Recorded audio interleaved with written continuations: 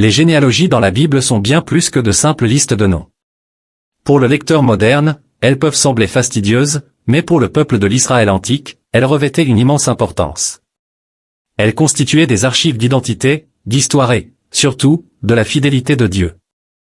Elles retraçaient le déroulement des promesses de Dieu à travers les générations et montraient comment il restait attaché à son alliance, malgré les faiblesses et les échecs humains. Lorsque nous arrivons à la généalogie de Jésus dans l'évangile de Matthieu, cette liste prend une signification encore plus grande, car il ne s'agit pas seulement d'un registre d'ascendance, mais d'une déclaration du plan de rédemption de Dieu à travers l'histoire. Dans une généalogie, les noms inclus visent à mettre en lumière des personnages clés, des personnes qui représentent la continuité d'une lignée. Traditionnellement, cela signifiait se concentrer sur les pères et les fils de chaque génération, car la société était construite autour d'un cadre patriarcal. C'est précisément pour cette raison que l'inclusion de 5 femmes dans la généalogie de Jésus est si inhabituelle, voire étonnante. Ces femmes ne sont pas simplement ajoutées en tant que notes de bas de page, elles sont des figures centrales, et leur présence n'est pas le fruit d'une négligence, mais bien d'un choix délibéré mettant en lumière la grâce et la souveraineté de Dieu. Pourquoi la généalogie de Jésus, le Messie, inclurait-elle ces femmes alors que la plupart des autres généalogies les omettaient complètement? Quel message est communiqué à travers leur présence dans cette lignée? Dans un contexte culturel qui marginalisait souvent les femmes, leur inclusion nous montre que les desseins de Dieu vont bien au-delà des traditions humaines. Cela révèle que Dieu ne voit pas les gens à travers les normes de la société, les rôles de genre ou les attentes culturelles.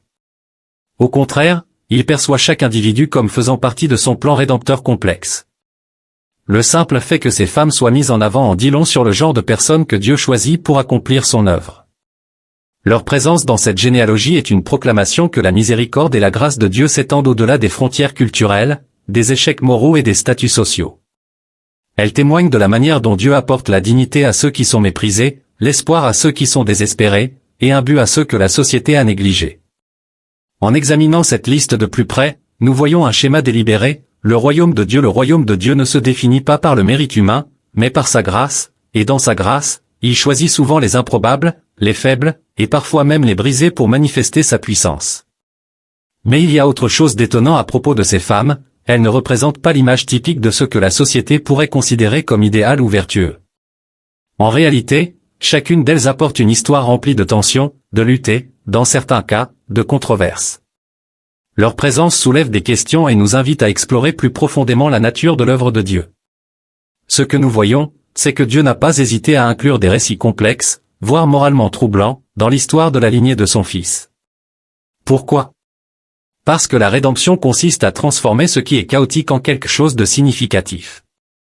Leurs histoires sont tissées dans la généalogie de Jésus pour montrer que la grâce de Dieu est à la fois surprenante et immensément vaste. En étudiant la généalogie de Jésus, nous découvrons un magnifique portrait de l'œuvre rédemptrice de Dieu à travers des personnes imparfaites. Cela nous enseigne que personne n'est hors de sa portée et que nos passés, aussi complexes ou marqués soient-ils, ne nous disqualifient pas d'être utilisés par lui. En fait, ces mêmes complexités sont souvent les endroits où sa grâce brille le plus intensément. L'inclusion de ces femmes nous rappelle que l'histoire de Dieu n'est pas édulcorée pour nous apporter du confort, c'est une histoire qui accueille de vraies personnes avec de véritables luttes, de véritables échecs, et une foi authentique.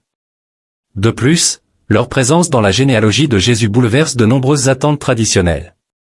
Elles n'étaient pas des guerrières, des rois, ou des grands prêtres, elles avaient peu d'influence sociale et se trouvaient souvent dans des positions vulnérables. Pourtant, ce sont leurs noms que nous retrouvons dans la lignée du roi des rois. La présence de ces 5 femmes révèle le système de valeurs de Dieu. Il valorise la foi plutôt que les apparences, la dévotion plutôt que les conventions, et le cœur plutôt que l'héritage. Il voit au-delà de la surface et décèle le potentiel là où d'autres ne voient que des problèmes. En choisissant ces femmes, Dieu démontre clairement que son salut n'est pas réservé à ceux qui sont estimés ou puissants, mais à tous, indépendamment de leur position ou de leur passé. Cette réalité devrait nous défier et nous inspirer, dans un monde où les gens sont souvent classés et jugés en fonction de leur histoire, de leur statut ou de leurs erreurs. Les choix de Dieu renversent la narration, il sélectionne ceux qui sont les moins attendus et les transforme en figures centrales de son grand récit. La vie de ces femmes illustre que les voies de Dieu ne sont pas les nôtres, que son but transcende nos calculs humains, et que sa grâce brise les barrières que nous érigeons souvent. Si la généalogie de Jésus nous apprend quelque chose, c'est que la famille de Dieu inclut des personnes de tous horizons, de tous passés et de toutes histoires, unies non par la perfection, mais par la grâce. Maintenant, alors que nous avançons, tournons notre attention vers ces 5 femmes remarquables et voyons ce que leur inclusion dans la généalogie de Jésus révèle. Ceci n'est pas simplement une liste de noms, c'est une tapisserie de grâce tissée à travers les siècles, culminant avec la naissance du Sauveur. Introduisons donc les 5 femmes qui ont été choisies pour faire partie de cette lignée divine. La première des 5 femmes mentionnées dans la généalogie de Jésus est Tamar. Son histoire est l'une des plus inhabituelles, et parfois inconfortables, de la Bible. C'est un récit qui peut être difficile à comprendre pleinement, mais il révèle beaucoup de choses sur la foi. La justice et les voies inattendues de Dieu pour apporter la rédemption. Le nom de Tamar apparaît tôt dans la généalogie, indiquant que son rôle a été crucial dans l'histoire du peuple élu de Dieu. Pour saisir son importance, il nous faut examiner son origine et les circonstances qui ont conduit à ses actions extraordinaires. L'histoire de Tamar se trouve dans Genèse 38, un chapitre qui semble presque hors de propos au début. Il est inséré au milieu du récit plus vaste de Joseph, l'un des fils de Jacob, vendu comme esclave par ses frères. Mais au beau milieu de la saga de Joseph, l'histoire se détourne pour se concentrer sur Juda, un autre des fils de Jacob, et sa relation avec Tamar. Juda quitta ses frères et s'installa à un endroit appelé Adulam, où il épousa une femme cananéenne et fonda sa propre famille. Tamar entra en scène lorsque Juda la marie à son fils aîné, Er.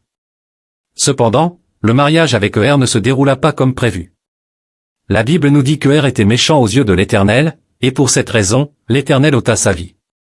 Devenue veuve et sans enfant, Tamar se retrouva dans une position précaire. Dans la culture hébraïque ancienne, la valeur et la sécurité d'une femme étaient liées à son rôle d'épouse et de mère. Être veuve et sans enfant la laissait vulnérable, sans protection ni statut.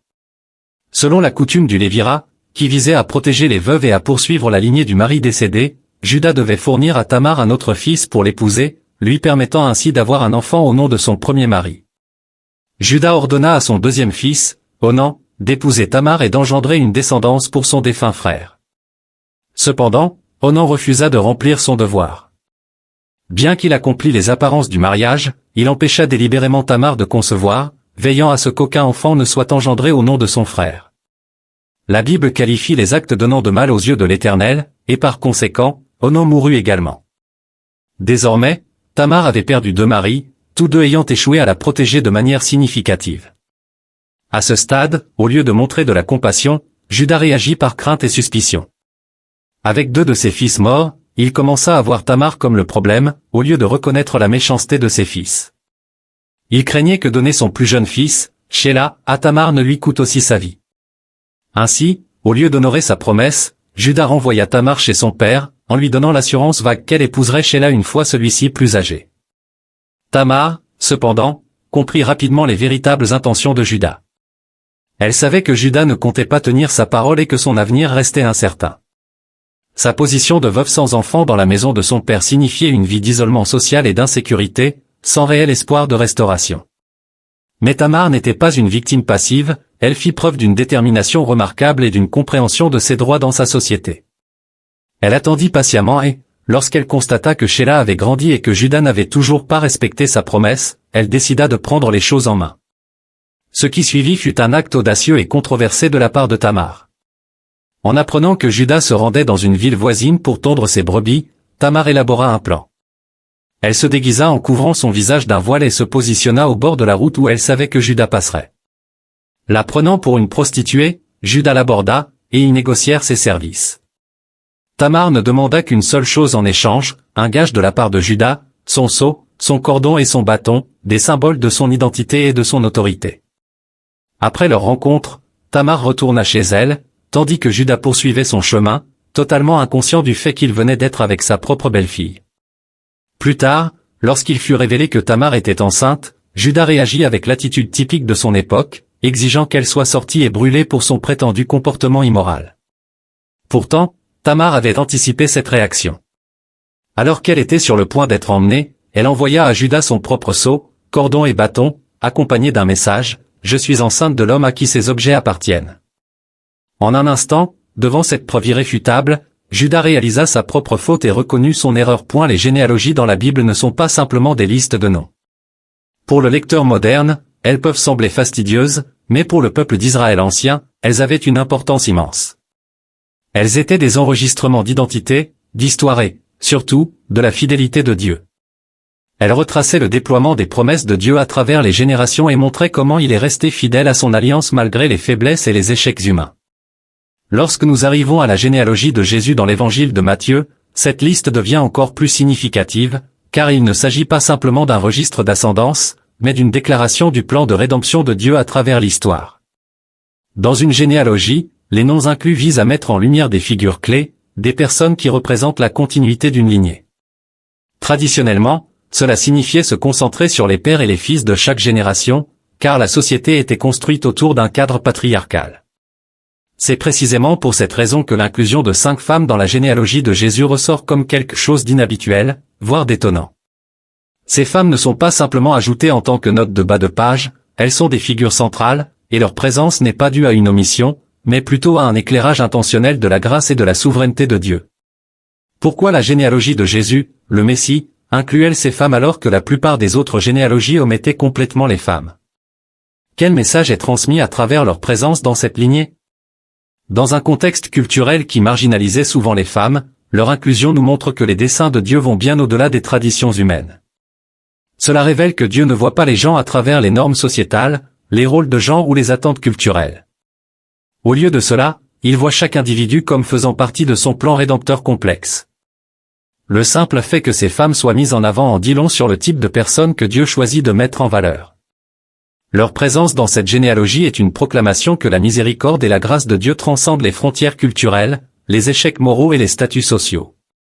Elles sont un témoignage de la façon dont Dieu apporte la dignité aux méprisés, l'espoir aux désespérés et un but à ceux que la société a négligés. Lorsque nous examinons cette liste attentivement, nous voyons un modèle délibéré, le royaume de Dieu n'est pas défini par le mérite humain, mais par sa grâce. Et dans sa grâce, il choisit les improbables, les faibles et parfois les brisés pour montrer sa puissance. Mais il y a autre chose de frappant à propos de ces femmes.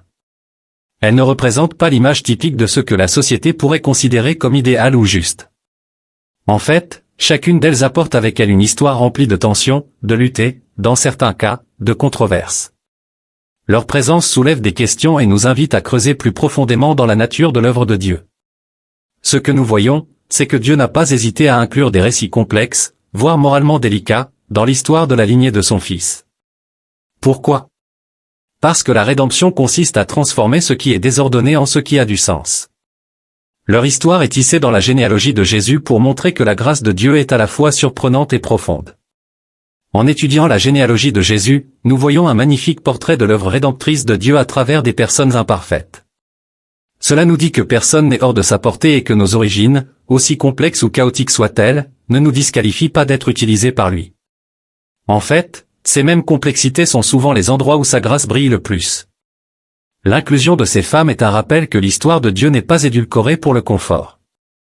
C'est une histoire qui embrasse de vraies personnes avec de vrais combats, de vrais échecs et une vraie foi. En outre, leur présence dans la généalogie de Jésus bouleverse de nombreuses attentes traditionnelles. Elles n'étaient pas des guerrières, des rois ou des grands prêtres. À leur époque, elles avaient peu d'influence sociale et se retrouvaient souvent en position de vulnérabilité. Pourtant, ce sont leurs noms que l'on trouve dans la lignée du roi des rois. La présence de ces 5 femmes révèle le système de valeurs de Dieu. Il valorise la foi plutôt que les apparences, la dévotion plutôt que la bienséance, et le cœur plutôt que l'héritage. Il voit au-delà des apparences et détecte le potentiel là où d'autres ne voient que des problèmes. En choisissant ces femmes, Dieu montre clairement que son salut n'est pas seulement pour les personnes estimées ou puissantes, mais pour tout le monde, quel que soit leur passé ou leur position. Cette réalité devrait nous défier et nous inspirer. Dans un monde où les gens sont souvent catégorisés et jugés en fonction de leur passé, de leur statut ou de leurs erreurs, les choix de Dieu renversent la narration. Les vies de ces femmes illustrent que les voies de Dieu ne sont pas nos voies, que son dessein transcende nos calculs humains et que sa grâce brise les barrières que nous établissons souvent. Si la généalogie de Jésus nous apprend quelque chose, c'est que la famille de Dieu inclut des personnes de tous horizons, de tous milieux et de toutes histoires, unies non par la perfection, mais par la grâce. Le contexte culturel de Jéricho était celui d'une des villes les plus anciennes et les plus fortifiées de la région, représentant la puissance et la résistance du peuple cananéen. Elle se trouvait directement sur le chemin des Israélites alors qu'ils se préparaient à entrer dans la terre promise. Pour les habitants de Jéricho, les Israélites représentaient une menace redoutable, un peuple errant inconnu, soutenu par un Dieu mystérieux qui avait accompli des merveilles en Égypte et les avait menés victorieusement à travers le désert. La peur et la tension régnaient dans la ville. Tous les habitants de Jéricho avaient entendu parler du miraculeux passage de la mer Rouge et des victoires inattendues des Israélites sur des rois puissants. La nouvelle de l'approche d'Israël s'était rapidement répandue, et toute la ville était en état d'alerte, attendant ce qui semblait être une destruction inévitable. C'est à ce moment critique que Rahab entre dans le récit. Alors que les Israélites se préparaient à envahir la ville, Josué, leur chef, envoya 2 espions pour explorer Jéricho et évaluer ses défenses. Ces espions parvinrent à pénétrer dans la ville et trouvèrent refuge chez Rahab, dont la maison se situait le long des remparts. Pourquoi choisirent-ils la maison de Rahab? La réponse n'est pas totalement claire, mais il se pourrait que ce soit un choix stratégique, car sa demeure offrait à la fois un lieu pour se cacher et une voie d'évasion rapide. C'est ici que le caractère de Rahab commence à se dévoiler. Elle fit un choix qui allait changer le cours de sa vie et lui assurer une place dans l'histoire du peuple de Dieu. Lorsque le roi de Jéricho apprit que des espions israélites étaient entrés dans la ville, il envoya immédiatement des messagers chez Rahab, exigeant qu'elle les livre. C'était un moment crucial. Rahab avait un choix clair, obéir aux ordres du roi, ce qui lui aurait probablement valu la faveur royale et une récompense, ou protéger ses espions étrangers, au risque de sa propre vie. Dans un acte de courage et de foi extraordinaire, Rahab choisit la seconde option. Elle cacha les espions sur son toit et informa les messagers du roi que les hommes étaient déjà partis avant la fermeture des portes de la ville pour la nuit. Elle les conseilla alors de poursuivre les espions sur la route du Jourdain, les envoyant ainsi sur une fausse piste. Qu'est-ce qui a motivé Rahab à prendre une décision aussi risquée? La réponse se trouve dans ce qu'elle a dit aux espions après le départ des hommes du roi. Une fois le danger passé, Rahab monta sur le toit et leur parla, révélant la profondeur de sa foi et de sa compréhension. Je sais que l'Éternel vous a donné ce pays, car la terreur que vous inspirez nous a envahis, et tous les habitants du pays tremblent devant vous. Elle continua en décrivant comment les habitants de Jéricho avaient entendu parler des actes puissants de l'Éternel, le passage de la mer Rouge et la destruction des ennemis d'Israël. Puis, elle fit une déclaration stupéfiante pour une femme cananéenne, car l'Éternel, votre Dieu, est Dieu en haut dans les cieux et en bas sur la terre, Josué 2h11. Les paroles de Rahab étaient bien plus qu'une simple expression de peur, elles étaient une confession de foi. Elle reconnaissait que le Dieu d'Israël n'était pas simplement une divinité locale parmi d'autres, mais le vrai Dieu de toute la création. C'était une déclaration radicale de la part de quelqu'un qui avait été élevé dans une culture polythéiste, entouré d'idoles et de pratiques païennes. Sa foi est née de ce qu'elle avait entendu de la puissance de Dieu et de sa reconnaissance de sa suprématie, même si elle ne l'avait jamais vu de ses propres yeux. Dans un moment de crise, Rahab choisit de s'allier à ce Dieu plutôt qu'à son propre peuple. Mais elle ne s'arrêta pas là. Rahab ne se contenta pas de cacher les espions, elle négocia également la sécurité de toute sa famille. Elle demanda aux espions de jurer par l'Éternel qu'ils montreraient de la bonté envers sa famille et épargneraient leur vie lorsqu'ils attaqueraient Jéricho. Les espions acceptèrent, lui donnant un cordon écarlate à accrocher à sa fenêtre comme signe. Ce cordon, suspendu à sa fenêtre sur le mur de la ville, indiquerait aux Israélites d'épargner tous ceux qui se trouvaient dans sa maison. L'image du cordon rouge est profondément symbolique, rappelant le sang de l'agneau pascal qui avait protégé les Israélites lors de la dernière plaie en Égypte. La maison de Rahab, marquée par le cordon rouge, devint un lieu de refuge et de salut. Lorsque les Israélites attaquèrent enfin Jéricho, la ville tomba rapidement. Les murs s'effondrèrent, et la ville fut entièrement détruite, à l'exception d'une seule maison.